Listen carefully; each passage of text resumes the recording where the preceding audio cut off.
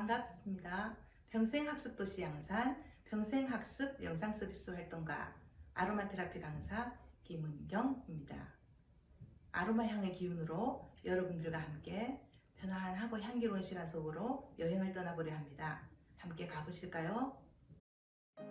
향기로운 시간 아로마 테라피. 오늘은 아로마 테라피의 역사에 대해서 공부해 보겠습니다. 저는 아로마 테라피스트 김은경입니다. 저는 여행을 정말 좋아하는데요.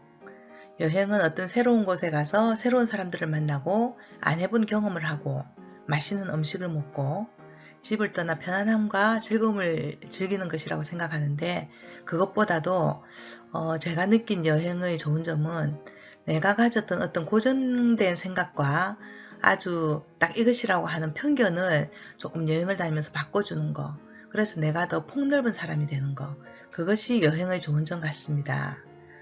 요즘에 여행을 많이 갈 수 없어서요. 제가 지금 여행을 갔다 왔던 사진을 넣어놨는데요. 이것은 가을의 포도밭입니다. 프랑스고요. 사진을 보는 것만 해도 여행의 추억이 떠오르면서 정말 즐거운데요. 여러분들, 오늘은 아로마 역사 속으로 여행을 한번 떠나보겠습니다. 자, 함께 갑시다. 먼저 아로마 테라피가 무엇인지 한번 알아보겠습니다. 아로마는 향기라는 뜻이고 테라피는 치료, 치유라는 뜻입니다. 그래서 아로마 테라피는 향기 치료 혹은 향기 요법이라고 합니다. 그래서 저같이 아로마 테라피스트는 향기 치료사라고도 하겠죠. 무엇을 가지고 하냐고 하면 아로마 에센셜 오일을 이용해서 합니다.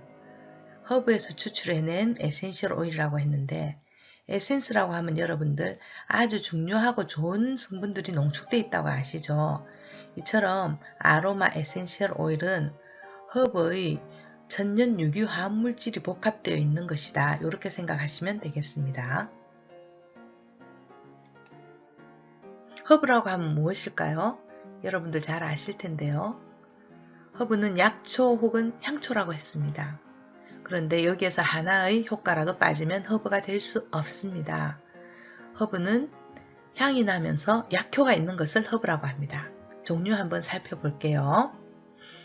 여러분들 종류 많이 아실 텐데, 라벤더 아시죠? 라벤더와 캐모마일이 제일 먼저 보입니다. 꽃에서 나올 수 있는 허브입니다. 라벤더, 캐모마일은 꽃에서 추출합니다. 그리고 그 다음에 잎에서 추출된 것들, 페퍼민트, 시더우드, 그리고 로즈마리가 있습니다. 페퍼민트는 너무 잘 아시는데요. 멘톨 향 때문에 향을 맡으면 화하기도 하고 소화기에도 좋고 호흡기에도 좋고 근육기에도 아주 좋은 오일입니다. 그리고 그 옆에 거 시더우드라고 하는데요. 수분을 조절하는 오일이다. 그 자체가 수분을 많이 머금고 있다. 이렇게 생각하시면 됩니다. 그래서 우리 몸에서 몸의 수분을 조절하는 그런 역할을 하는 오일입니다. 로즈마리는 여러분들 그 향을 정말 잘 아실 텐데요. 육류에서 특히 구울 때 사용하면 육류의 아주 잡냄새를 제거해주는 그런 효과가 있습니다. 로즈마리 꽃잎 몇 개만, 꽃잎이 아니죠. 잎이죠. 죄송합니다. 잎을 몇 개만 떼서 해도 향이 아주 진해집니다. 근데 로즈마리는 특히 저혈압인 분들한테 좋은 효과를 냅니다. 혈압을 조금 높여주는 그런 효과가 있는데요. 그래서 저혈압인 분들이 사용하시면 좋습니다. 반대로 아까 제일 앞에 말했던 라벤더는 고혈압인 분들이 사용하시면 혈압을 낮춰주는 효과가 있습니다. 라벤더는 고혈압에 혈압을 낮춰주고 로즈마리는 저혈압의 혈압을 높여준다. 이렇게 기억하시면 좋겠습니다. 그 다음 것, 뭔가 덩어리인 것 같아요. 저게 무엇일 것 같습니까? 여러분들 유향이라고 합니다. 잘 아시죠? 아기 예수가 태어났을 때 동방박사가 유향과 모략과 황금을 선물했습니다. 그만큼 유향과 모략은 천연물질이면서 아주 귀하고 좋은 효과가 있는 것인데요. 유향은 쉽게 설명을 드리면 고무나무 아시죠? 고무나무의 줄기나 잎을 떼면 하얀 액이 나오면서 그게 시간이 지나면 굳겠죠. 그런 것처럼 유향은 올리브가 나무인데 보스웰리아 나무입니다. 그 나무에 줄기에 상처를 내면 수지가 나오고 그것이 굳어서 저렇게 됩니다. 굳은 것을 떼면 저렇게 되는데 채취를 하면요. 저거를 용매 추출법 혹은 수증기 증류법에 의해서 추출을 해서 저기서 오일을 만들어냅니다. 그래서 저 과정이 많이 힘이 들고 나오는 액도 작기 때문에 유향은 귀한 오일이고 비싸기도 합니다. 그리고 밑에 보이는 것들 시트러스 계열, 레몬, 오렌지, 라임인데요. 구연산 맛이 있는 새콤한 것들을 시트러스라고 합니다. 레몬, 오렌지, 라임. 주로 과일들은 우리 몸에 나쁜 것을 배출해주는 효과가 있습니다. 그리고 특히 껍질에서 그런 효과가 있는 오일들이 많이 나옵니다. 과즙에는 비타민C가 있지만 껍질에는 비타민C는 없고요. 디톡스를 한다든지 어떤 효과를 보려고 하면 껍질에서 추출한 오일을 사용합니다. 그 다음 것. 뭔가 파처럼 생겼죠. 근데 파가 아니고 저게 레몬그라스라고 합니다. 볏가 식물이고요. 향기는 어떠냐면 똠양꿍이라는 거 아시죠? 거기에 독특한 향을 내주는 그런 식물인데요. 저 레몬그라스에서 줄기에서 오일을 추출해서 그 오일을 사용합니다. 그리고 그 옆에 거 두 개 보면 베티버라고 하는 것과 생강이 있습니다. 두 개는 뿌리에서 오일을 추출합니다. 베티버는 특히 우리 뇌 신경계에 좋은 역할을 하고요. 생강도 마찬가지로 우리 몸 열도 더해주고 감기가 있을 때 효능도 있고 생강도 아주 좋은 오일이 되겠습니다. 이렇게 조금 여러분들 아실만한 허브 종류를 설명해 봤습니다.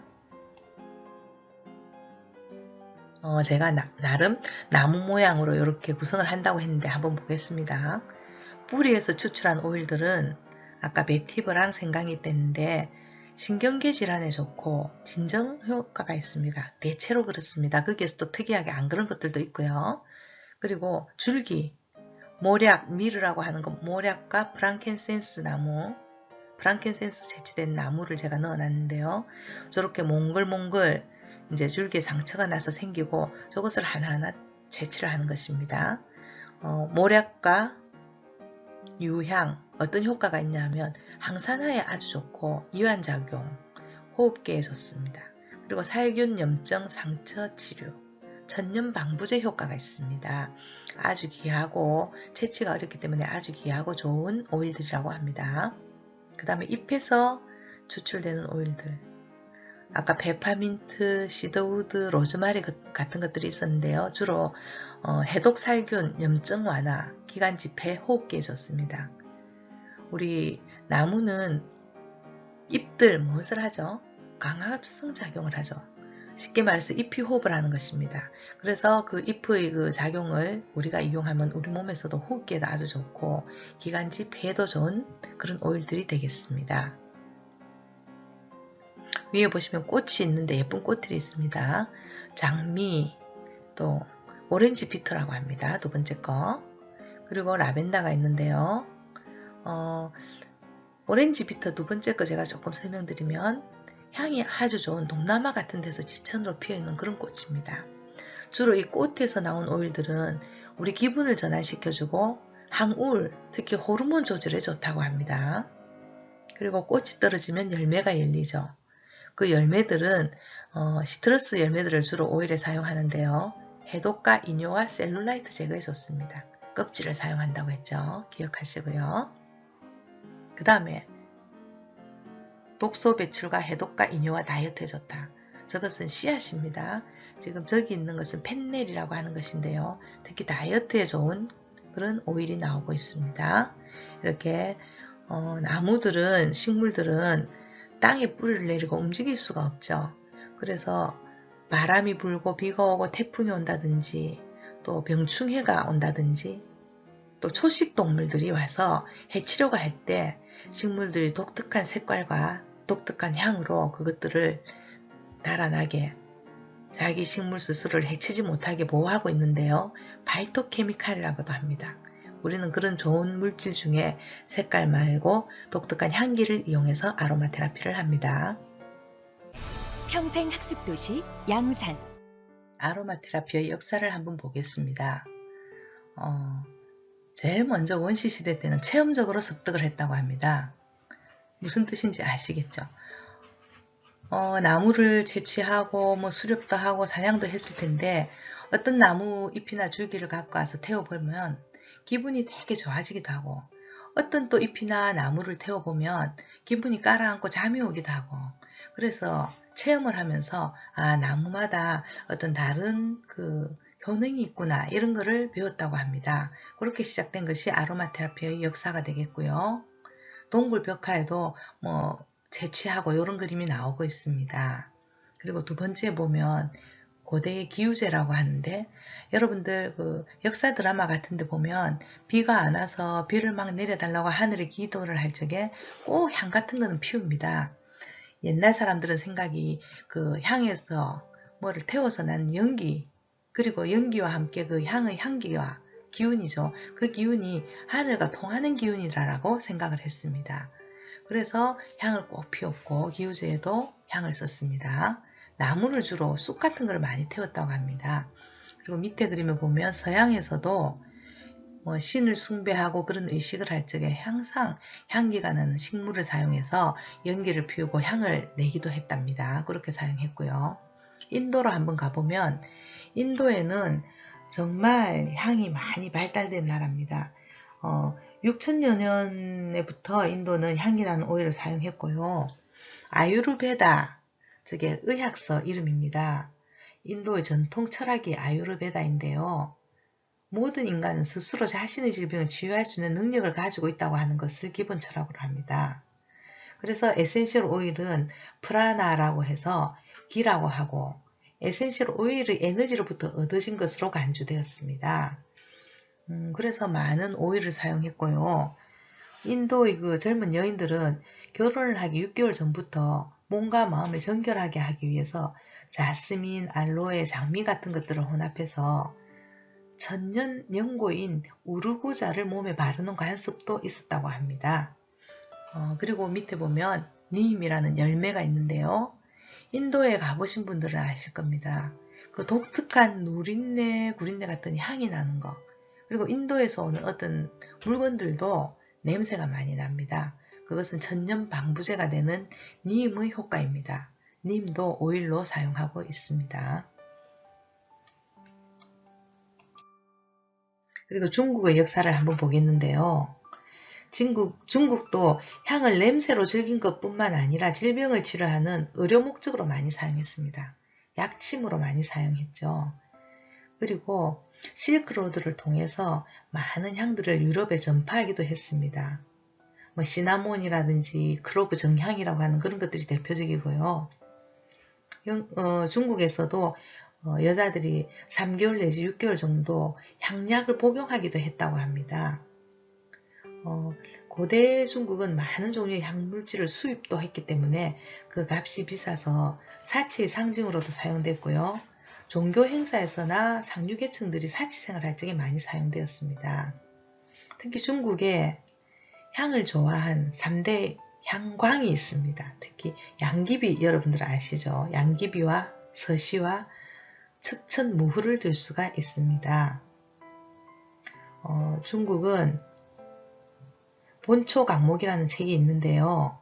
그 책에는 2000종류의 허브과 그리고 그 허브에서 나오는 에센셜 오일에 대해서 내용을 쓴 책도 있다고 합니다. 중국도 향이 많이 발달한 나라입니다. 그리고 우리나라도 보면 동의보감에 식물들의 효능에 대해서 많이 쓰는 책이 있습니다. 그죠? 그래서 식물의 효능에 대해서 역사가 우리나라에도 오래된 역사가 있다고 합니다. 그 다음에 이집트를 한번 볼 텐데요. 이집트의 향기 연금술사라고 했습니다. 연금술사들은 식물에서 향기 추출하는 비법을 자기들끼리 비밀리에 이렇게 전수하기도 하고 그래서 향기 연금술사라고 불렀는데요. 고대 문명 중에서 가장 발달된 향기 문명을 가지고 있고 향료에 관한 지식을 많이 보유한 것이 이집트입니다. 그리고 바비루스, 그 물가에 자라는 식물로 만든 종이가 되는 것이 바비루스입니다. 그 바비루스에 쓰여진 에베루스라는 이집트의 가장 오래된 의학책이 있는데요. 전문 의학서입니다. 거기에는 식물들의 의학적인 효과와 사용법에 대해서 기록이 되어 있다고 합니다. 에베루스입니다. 그리고 여러분들 미이라 잘 아시죠? 미이라에는 아까 말씀드린 유향, 모략 전부 천연 방부제가 되죠. 그리고 항산화기 때문에 잘 썩지도 않고요. 그리고 클로브 정향이라고 하는 것도 썼고요. 시더우드 수분을 조절하는 그런 오일도 썼다고 합니다. 그래서 오늘날까지 우리가 미이라를 볼 수 있는 것 같습니다. 그 다음에 유대인의 향료로 보면 저 사진에서 보면 아기 예수가 태어났을 때 동방박사들이 유향과 모략과 황금을 선물한 그런 그림인데요. 유대인들은 향유를 아주 신성하게 여겼습니다. 그래서 거룩한 목적에만 사용했고요. 특히 히브리 여인들은 정결 예식에서 6개월 동안은 모략을 쓰고 그 나머지 6개월은 여러가지 향유를 썼다고 되어 있습니다. 그리고 이 향유들은 출산한 산모들의 어혈 제거에 많이 쓰였다고 합니다. 그리고 이란, 페니키아, 지금은 이란인데요. 거기에는 향유 무역이 발달했습니다. 수공업으로 향유를 추출했고 시간 대비 극소량이 나오기 때문에 가격이 아주 비쌌고요. 아라비아 반도 쪽으로 그리스 로마 쪽으로 지중해 지역에 판매를 했습니다. 그리고 비밀리에 그렇게 판매하면서 주로 해상무역을 통해서 했답니다. 황금보다 비싼 것을 향유라고 했습니다. 그래서 도둑들이 많았기 때문에 도적들이 이제 훔쳐가고 하니까 아주 해상무역을 하면서 비밀리에 이렇게 운반을 했다고 합니다. 그 다음에 예멘, 지금의 그 예멘 공화국인데요. 노아가 방주를 띄운 곳이라고 알고 있죠. 세계 최초로 커피가 생산된 곳입니다. 모카 커피요. 예멘도 유향과 모략을 수출해서 나라가 많이 부자가 되었고 시바 여왕이 통치를 할 적에 유향의 길이라고 해서 실크로드로 물질과 문명이 교육하는 그런 길로 많이 판매가 되었다고 합니다. 그리고 로마 제국을 살펴보면 유럽에서 가장 작은 나라가 전 유럽을 통치하고 있었는데요. 1000명 정도가 수용될 수 있는 대규모의 공중목욕탕 칼칼라라고 하는 목욕탕이 있었다고 합니다. 아주 호화롭게 만들어 놨는데요. 이 목욕탕에 들어가면 아로마 오일을 먼저 바르고 뜨거운 한증을 하고 그 다음에 미온수에서 씻은 다음에 차가운 수영을 합니다. 그리고 또 아로마 오일을 발랐다고 합니다. 이처럼 로마 제국에도 아로마 오일이 아주 많이 성행했다고 합니다. 저 사진은 로마 제국에 통용되는 화폐입니다. 그리고 마지막으로 제가 그리스 에게의 그림을 넣어놨는데요. 여러분들 히포크라테스 아시죠? 의학의 아버지 히포크라테스도 날마다 아로마 오일로 목욕을 했다는 그런 역사가 있고 저 에게해에서 히포크라테스가 탄생했다고 합니다.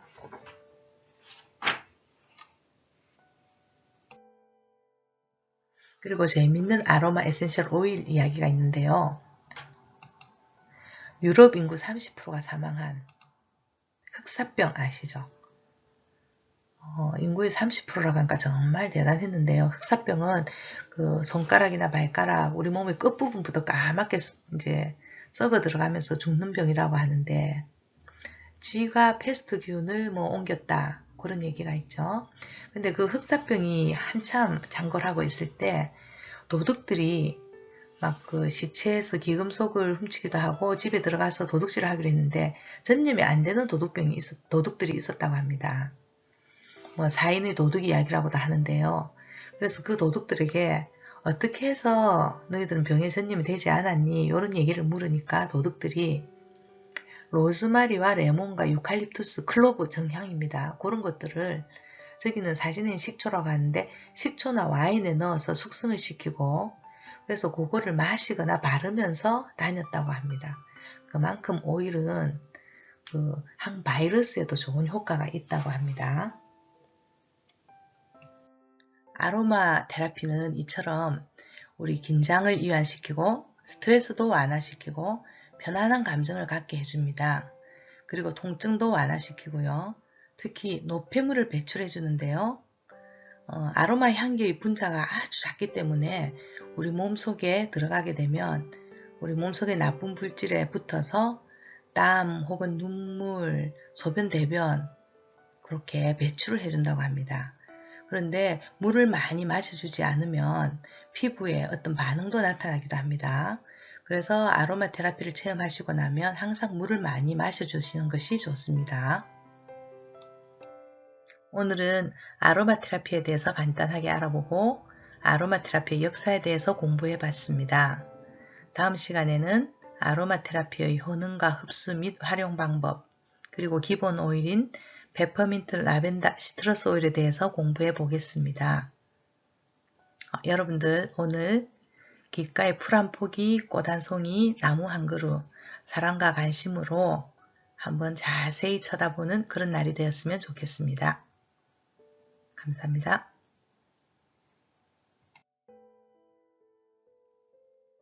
희망을 키우는 행복교육도시 양산시가 더 큰 변화와 행복을 열어갑니다.